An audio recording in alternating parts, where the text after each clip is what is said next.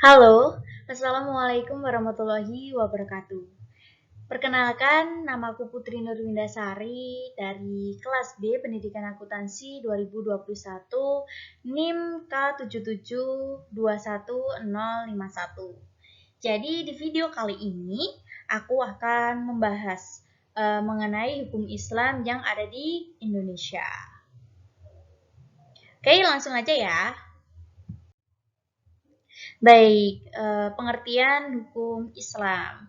Jadi, hukum Islam itu adalah syariat yang berarti aturan yang diturunkan oleh Allah SWT untuk umat Nabi Muhammad SAW, baik hukum yang berhubungan dengan kepercayaan atau akidah maupun hukum-hukum yang berhubungan dengan alamiah, yaitu sebuah perbuatan yang dilakukan oleh umat muslim semuanya. Oke, pembahasan selanjutnya yaitu sumber hukum Islam. Nah, di sini hukum Islam itu bukan hanya sekedar teori saja, teman-teman. Namun, hukum Islam ini adalah sebuah aturan-aturan untuk diterapkannya di dalam sendi kehidupan manusia. Karena banyak ditemui permasalahan-permasalahan umumnya dalam bidang agama yang seringkali membuat pemikiran umat muslim yang cenderung kepada perbedaan. Nah, untuk itulah diperlukannya sumber hukum Islam ini sebagai solusinya.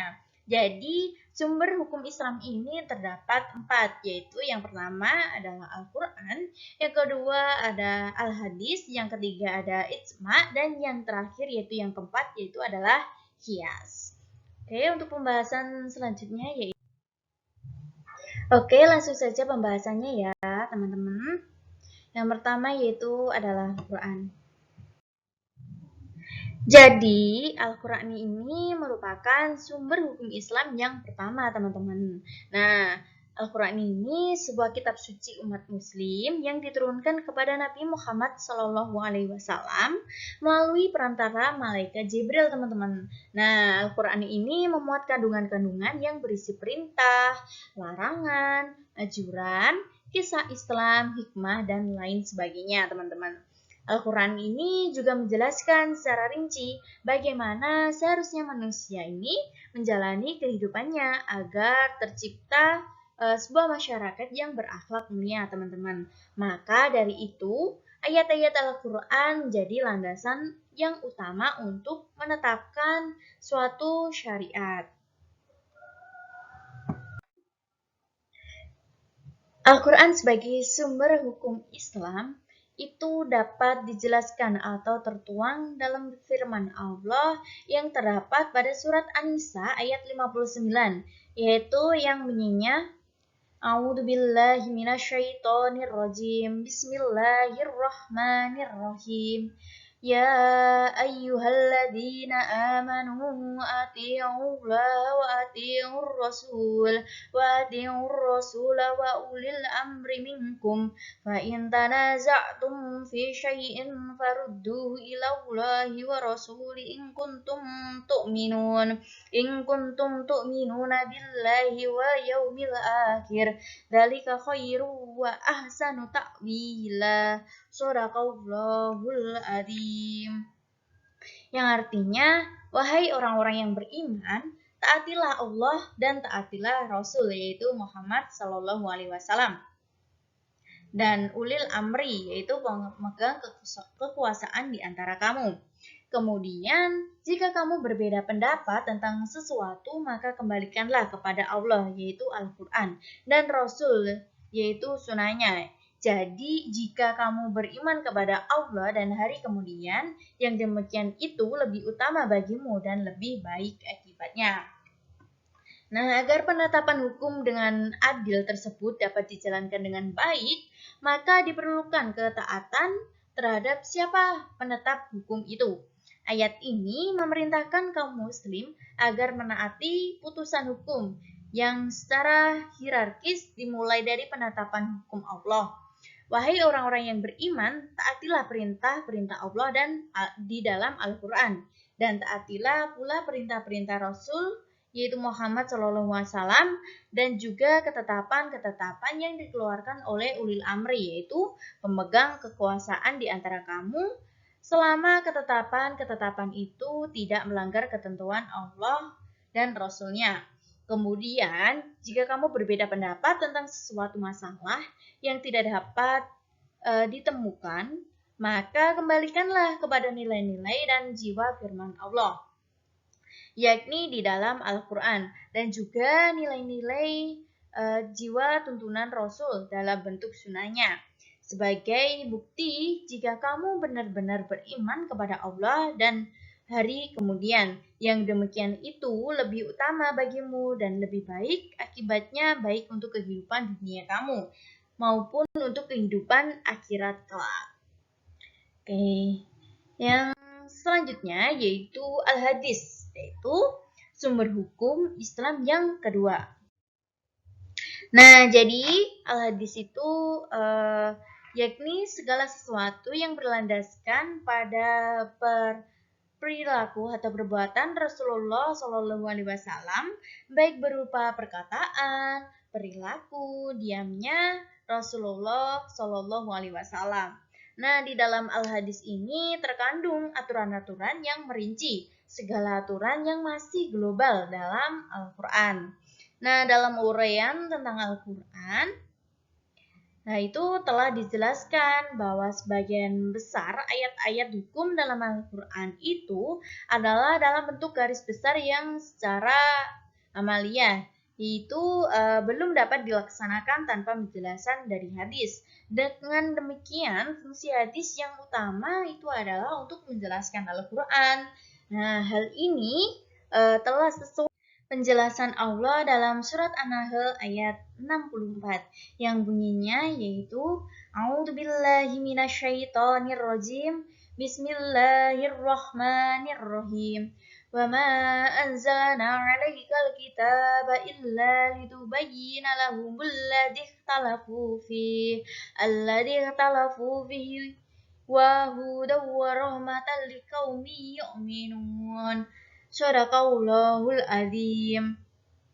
Nah, yang artinya, dan kami tidak menurunkan kitab Al-Quran ini kepadamu Muhammad, melainkan agar engkau dapat menjelaskan kepada mereka apa yang mereka perselisihkan, serta menjadi petunjuk dan rahmat bagi orang-orang yang beriman. Dalam ayat ini, dalam surat ini, yaitu menguatkan dan menegaskan hukum-hukum tersebut dalam Al-Quran atau disebut fungsi takkid dan tahrir, yaitu dalam bentuk ini hadis hanya seperti mengulangi apa yang tersebut dalam Al-Quran. Umpamanya firman Allah dalam surat Al-Baqarah ayat 110 yang artinya, dan dirikanlah sholat dan tunaikanlah zakat. Nah, ayat itu dikuatkan oleh sabda Nabi yang artinya Islam itu didirikan dengan 5 pondasi, yaitu kesaksian bahwa tidak ada Tuhan selain Allah dan Muhammad adalah Rasulullah, mendirikan sholat dan menunaikan zakat. Oke, selanjutnya yaitu sumber hukum yang ketiga adalah ijma.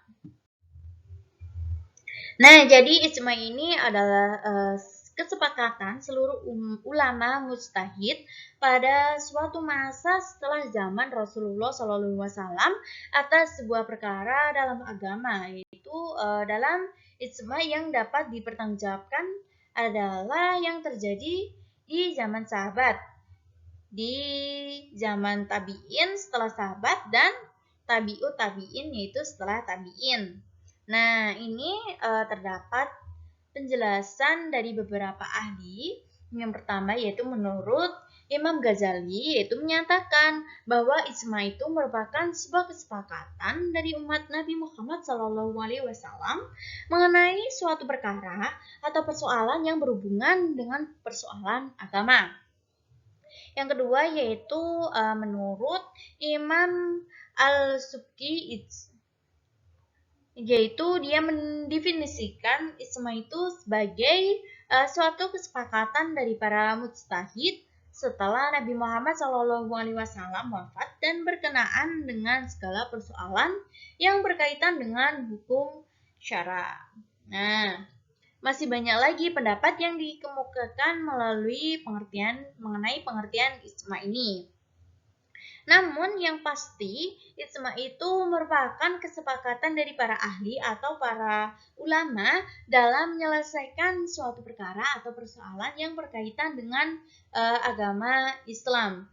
Jadi sehingga ketika ada masalah yang mengarah ke agama Islam atau belum ada ketentuannya di dalam Al-Quran maupun Al-Hadis, maka dicarilah penyelesaiannya dengan ijma ini.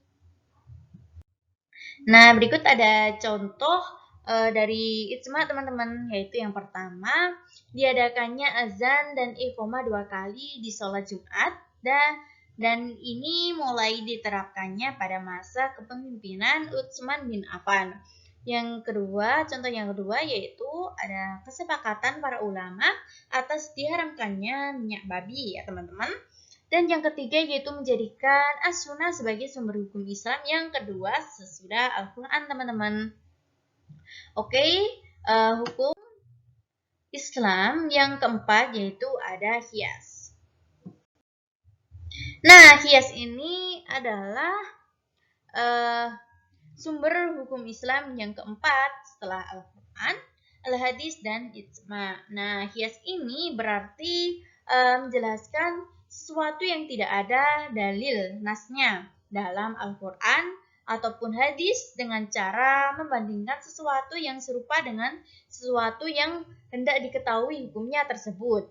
Jadi artinya jika suatu nas telah menunjukkan hukum mengenai suatu kasus dalam agama Islam dan telah diketahui melalui salah satu metode untuk mengetahui permasalahan hukum tersebut, kemudian ada kasus lain yang sama dengan kasus yang ada nasnya, yaitu dalam suatu hal itu juga, maka hukum kasus tersebut disamakan dengan hukum kasus yang ada nasnya. Nah, ini terdapat pengertian dari beberapa ahli. Ya. Yang pertama menurut Abdul Wahab Al-Khalaf. Nah, di dalam buku yang berjudul Ilmu Ushul Fiqih itu dijelaskan bahwa qiyas itu merupakan mempersamakan suatu kasus yang tidak ada nas hukumnya dengan kasus lain yang ada nas hukumnya. Karena persamaan kedua itu dalam ilat yaitu suatu sifat yang terdapat pada pokok dan sifat ini menurun pada cabangnya yaitu hukumnya. Terus menurut Muhammad Abdul Ghani Al-Baikhani, dia menjelaskan bahwa qiyas itu merupakan hubungan suatu persoalan yang tidak ada ketentuan hukumnya di dalam nas dengan sesuatu persoalan yang telah disebutkan oleh nas, karena keduanya ini terdapat pertautan atau hubungan dengan hukumnya adalah ilat. Oke, nah jenis ilat ini yang pertama yaitu adalah qiyas ilat. Nah, yakni jenis qiyas ini sudah jelas ya, ilat itu dari kedua persoalan yang dibandingkan atau diukur. Jadi sehingga baik masalah pokok maupun cabang sudah jelas ya ilatnya, sehingga para ulama ini secara mutlak akan sepakat mengenai hukum dari sesuatu yang sedang dibandingkan dari ukuran tadi. Nah, misalnya saja hukum mengenai minuman anggur. Nah, buah anggur itu memang halal. Namun ketika dibuat menjadi minuman, maka akan mengandung alkohol. Nah, alkohol ini memberikan efek memabukkan sehingga hukum meminumnya itu sama dengan minuman jenis lain yang beralkohol, yakni haram atau tidak boleh diminum. Nah, qiyas ilat ini dibagi menjadi dua, yaitu yang pertama yaitu yakni qiyas jali, yang kedua qiyas khafi. Oke. Nah, jenis qiyas yang kedua yaitu qiyas dalalah. Nah, jenis qiyas kedua ini yaitu qiyas yang menunjukkan kepada hukum berdasarkan dalil ilat. Bisa juga diartikan sebagai qiyas yang diterapkan dengan cara mempertemukan pokok dengan cabang berdasarkan dalil ilat tadi. Nah, contohnya yaitu dari hias jenis ini adalah ketika menghiaskan nabis dengan arak. Nah, di mana dasarnya adalah sama-sama mengeluarkan bau yang terdapat pada minuman yang memabukkan. Oke, hias jenis yang ketiga yaitu hias sabah, yaitu hias yang mempertemukan antara cabang dengan pokok persoalan hanya untuk penyerupaan. Nah, contohnya sendiri bisa diambil dari yang disampaikan oleh Abu Hanifah mengenai mengusap atau menyapu kepala anak berulang-ulang. Nah, tindakan tersebut kemudian dibandingkan dengan menyapu lantai memakai sapu, sehingga didapat kesamaan yaitu sapu. Hanya saja untuk hias sabah sendiri, oleh beberapa muhahihin mendapat penolakan, sehingga menjadi jenis hias yang terbilang jarang diterapkan. Nah, contoh hias yang berhubungan hias ini adalah analogi atau perumpamaan. Maka contohnya adalah menentukan hukum halal haram dari narkotika. Narkotika itu tidak disebutkan dalam Al-Quran dan hadis. Selain itu, belum ada di zaman Nabi Muhammad SAW. Maka para ulama dan ahli ijtihad kemudian menganalogikan narkotika ini sebagai khamr, yaitu minuman yang memabukkan. Sebab sifat atau efek dari konsumsi narkotika itu sama atau bahkan lebih berbahaya dibanding minuman memabukkan tadi, teman-teman. Sehingga ditarik kesimpulan bahwa narkotika itu hukumnya adalah haram. Oke, sekian penjelasan saya mengenai hukum Islam yang ada di Indonesia. Maka kurang dan lebihnya saya mohon maaf ya teman-teman. Saya akhiri. Wassalamualaikum warahmatullahi wabarakatuh.